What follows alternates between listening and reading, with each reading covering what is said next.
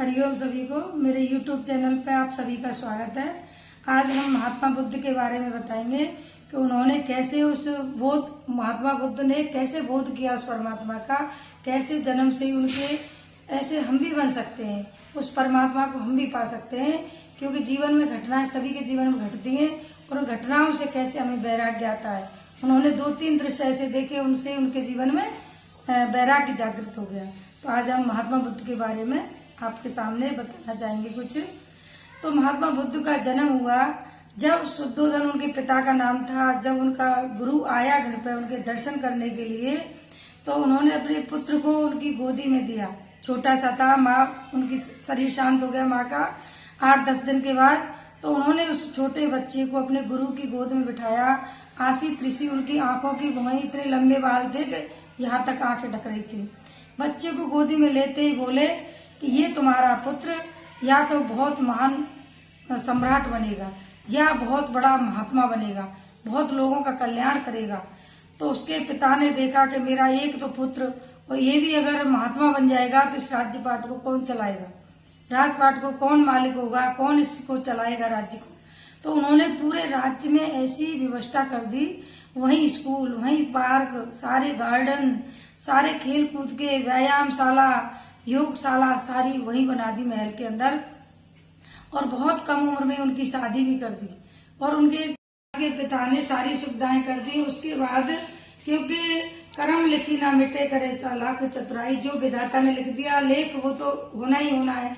तो एक दिन उनके सिद्धार्थ के पिता कहीं बाहर गए कुछ काम से, तो उनके मन में एक ख्याल आया। अपने मंत्री से बोले कि मैंने अपने राज्य को नहीं देखा है, ऐसा करो रथ सजाओ और मैं अपने गांव का, अपने शहर का, अपने नगर का भ्रमण करना चाहता हूँ। तो अपने मंत्री को साथ लेके रथ में बैठ के और नगर भ्रमण पर निकले। और खबर भिजवा दी सबके लिए कि आज राजकुमार अपने राज्य की परिक्रमा के लिए निकल रहे हैं। तो निकले घर से। ऐसे ही एक बीमार लोग जो ओढ़ के और उनको राजा के दर्शन करने के लिए निकले। तो बोले सिद्धार्थ की ये कौन है?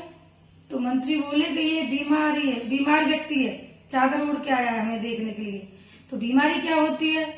बोले मंत्री कि ये बीमारी शरीर के ऊपर आती है, मैं भी बीमार हो सकता हूँ, आप भी बीमार हो सकते हैं। अच्छा ठीक है। तो फिर आगे चले, उनका सफर आगे चला। आगे देखा तो एक वृद्ध व्यक्ति आया, डंडा टेक टेक के, लठिया टेक टेक के। तो बोले कि ये कौन है? कि शरीर का बुढ़ापा भी आता है। अच्छा बुढ़ापा भी आता है, बुढ़ापा क्या होता है?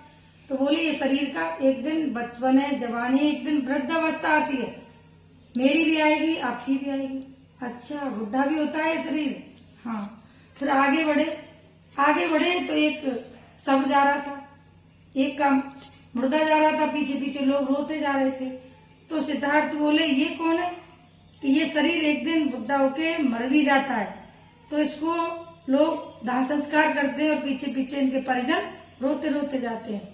मैं भी मरूंगा और आपके शरीर पर भी आएगी, तो सब जिसने जन्म लिया है उसको मरना निश्चित है। फिर थोड़ा और आगे चले, चौथा दृश्य क्या देखा उन्होंने? एक लालो लाल चेहरा, रूहानी चमक उसके चेहरे पे एक संत देखा। बोले ये कौन? कि ये संत है, ये भक्ति करते हैं, परमात्मा को पाते हैं और मस्त रहते हैं, संसार में न आसक्ति है न इच्छा है, सिर्फ परमात्मा में लीन रहते हैं और ये मस्त रहते हैं।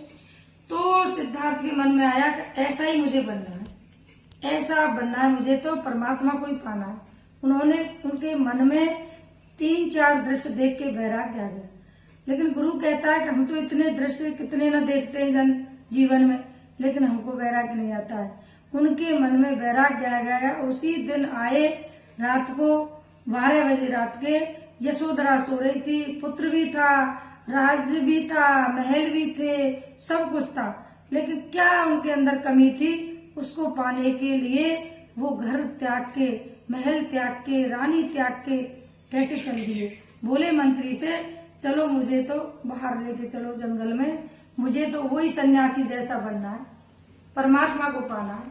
चल दिए रात के समय 12 बजे और जाके एक वट वृक्ष के नीचे बैठ गए। भोजन भी छोड़ा, जल भी छोड़ा, वायु भी छोड़ी, इतनी गहन तपस्या की। इतनी कठोर तपस्या करने के बाद उनकी सारी पसली चिपक गई, एक एक हड्डी, एक एक तंतड़ियां देखने लगी।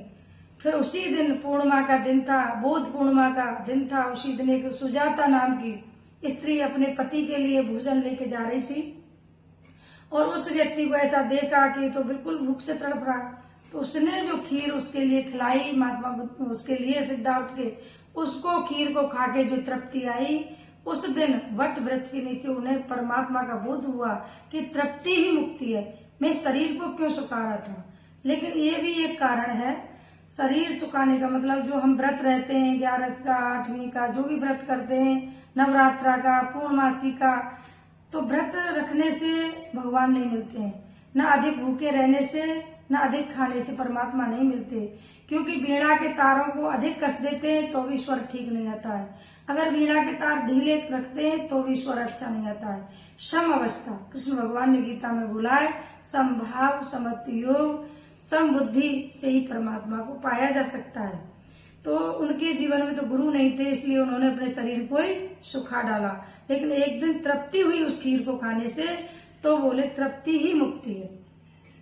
तो उन्होंने उस बोध रूप को शुद्ध बुद्ध, जब शुद्ध होता है तो ही बोध होता है परमात्मा का। अंदर से शुद्ध होते हैं, मन से शुद्ध होते हैं, मन से विकार हटते हैं तो हम महात्मा, फिर उनको महात्मा बुद्ध का नाम दर्शन दिया और महात्मा बुद्ध बने। तो फिर इतना वैराग्य हुआ उन्होंने उस राज्य से कि उसी राज्य में फिर भिक्षा के लिए गए, भिक्षा मांगने के लिए। तो यशोधरा से माँ कह के पुकारा, माँ भिक्षा दे। तो उन्होंने देखा कि उसी राज्य के राजकुमार और एक भिक्षा लेने आए, कितनी नम्रता, कितनी शीलता। तो उन्होंने उनकी रानी बोली कि देखो ये तो तुम परमात्मा की प्राप्ति तो राज्य में रहकर भी कर सकते थे, फिर इतनी दूरी क्यों। तो बोले कि वैराग्य तो सब मन से होता है, मन से त्याग होता है और तभी जो महान आत्मा को जान लेता है वही महात्मा बुद्ध होता है। महात्मा बुद्ध की बातों से हमें ये सीख मिलती है कि हमने जो संसार में जीवन लिया है इसमें हमें परमात्मा की प्राप्ति करनी है। संतों के साथ बैठ से ही प्रभु का सुमरन, साधु के संग उपजे चाहवी साधु के संग। जब संत हमारे जीवन में आते हैं तो हमारे जीवन को परिवर्तन कर देते हैं, जो पहले कर रहे थे वो अब नहीं करना है और हमारी समय और श्वासों की कदर करवाते हैं। और जैसा संग वैसा रंग, हम संतों का संग, पहली भक्त संतन कर संगा है ना, प्रथम भक्ति भी आती है। तो संतों के संग से बड़े बड़े अहिंसक लोग भी हिंसक लोग भी अहिंसक बन जाते हैं। तो एक अंगुलीमाल, ये दृष्टांत है एक, तो अंगुलीमाल डकैत थे, वो सबकी लूट पाट करते थे और जो रास्ते से जाता उसी की उंगली काट के उन्होंने 108 उंगली काट के अपने गले में माला लटकाने का दृढ़ संकल्प किया था। तो सारी उंगली जो भी लोग निकल से उस रास्ते से, सबकी उंगली काट काट के अपने गले में माला पहन लेता था। एक दिन उनको पता लगी, उस रास्ते से महात्मा बुद्ध आए और उनको देख के बोला कि ठहर जाओ। तो महात्मा बुद्ध बोले कि मैं तो ठहरा हुआ हूँ लेकिन तुम ठहर जाओ। तो वो ठहर गया, बोला मेरी पता नहीं, मैं अंगुलीमाल डकैत हूँ, सबकी उंगलियां काट लेता हूँ और अपने गले में डाल देता हूँ। तो महात्मा बुद्ध बोले हाँ पता है मुझे, पहले पीछे उंगली काटना, पहले मेरा एक काम करो, फिर भले ही उंगली काट लेना। बताओ क्या करना, कि पीपल का पेड़ है, इसे एक डाली तोड़ के लाओ। तोड़ के ले आया। फिर भगवान बोले महात्मा बुद्ध जाओ उस डाली को लगा के आओ उस पीपल के पेड़ पर। तो बोले ये तो असंभव है, जब टूट गई डाली पे कैसे लगेगी। तो महात्मा बुद्ध बोले कि तुमको जोड़ना नहीं आता तो तोड़ने का अधिकार किसने दिया। जो परमात्मा की बनाई हुई सृष्टि है, परमात्मा के बनाई हुई संतान को तुम उंगली काटने का अधिकार किसने दिया।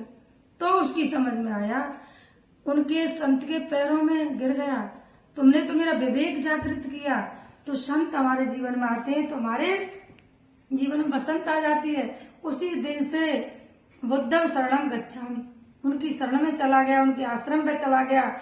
तो वहां जाके उसने बाल कटवा लिए, हिंसक से अहिंसक बन गया और जाके उसने ज्ञान सुना, सत्संग सुना। फिर उसी नगर में भिक्षा मांगने आया तो वहां के लोगों ने पहचान लिया, उस पर पत्थर बरसाए, डंडे बरसाए, रक्त से लुहान हो गया। तो महात्मा बुद्ध के कुछ मुमुक्षुओं ने जाके बोला कि ऐसे उसकी तो अंगुलीमाल की तो इतना बेकदरी हो रही है, उसकी इतनी मारपीट हो रही है, रक्त बह रहा है शरीर से, तो दौड़े दौड़े महात्मा बुद्ध आए, क्योंकि बुद्ध की शरण में जो आ जाता है उसकी तो रक्षा करता है, शरणागत की तो रक्षा करता है। संत आके बोले कि तुम्हें इतने इन लोगों ने मारा, क्यों अपना बचाव क्यों नहीं किया आपने? तो बोले अंगुलीमाल कि क्योंकि मेरा इसी जन्म में चुकता करना चाहता हूँ, क्योंकि इतने लोगों का खून मैंने पिया, आज इन्होंने मेरे में पत्थर मार मार के वो रक्त दूषित था जो उन्होंने निकाल दिया, अब मैं पाक पवित्र प्योर हो गया हूँ। तो उसका नाम अहिंसक रख दिया गया, नाम भी चेंज हो गया। ये है संत की शरण में आने का फल, और हम सबको ही अपने जीवन का कल्याण करना चाहिए। हरि ओम।